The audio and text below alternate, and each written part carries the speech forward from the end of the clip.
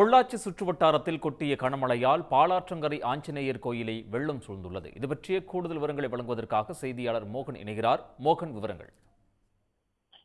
தமிழ்நாட்டில் பரவலாக கோடை மழை பொழிந்து வரக்கூடிய நிலையில் பல்வேறு இடங்களிலும் வெள்ளப்பெருக்கு ஏற்பட்டிருக்கிறது. அதன் ஒரு பகுதியாக மேற்கு தொடர்ச்சி மலை பகுதியில் ஏற்பட்டிருக்கக்கூடிய அடைமழைவினால் பொள்ளாச்சி பகுதியில் உள்ள ஆறுகளில் வெள்ளப்பெருக்கு ஏற்பட்டிருக்கிறது. அதன் அடிப்படையில் கோவை மாவட்டம் பொள்ளாச்சி அருகே உள்ள ஆஞ்சநேயர் கோயில் வழியாக செல்லக்கூடிய பாலாறு, உப்பாறு உள்ளிட்ட சிற்றாறுகளின் ஓடுகளில் தண்ணீர் வழிந்து வருகிறது.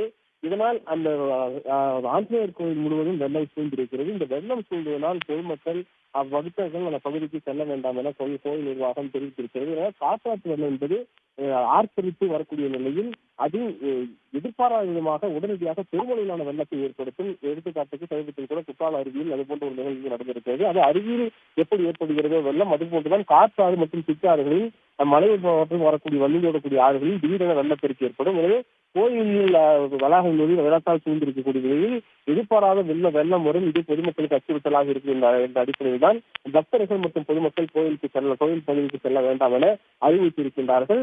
மழை என்பது தொடர்ந்து நீடிக்கப்பட்டிருக்கூடிய நிலையில் தற்போது நகர்ப்புறங்களில் மழை இல்லை என்றாலும் கூட மலைப்பகுதிகளில் ஆங்காங்கே மழை பொழிந்து வருகிறது. எனவே வெள்ளம் என்பது திடீரென ஏற்படலாம். எனவே பொதுமக்கள் ஆஞ்சநேயர் கோயில் அந்த பகுதிக்கு செல்ல வேண்டாம் என கோயில் நிர்வாகத்தின் தரப்பு தெரிவித்திருக்கின்றார்கள்.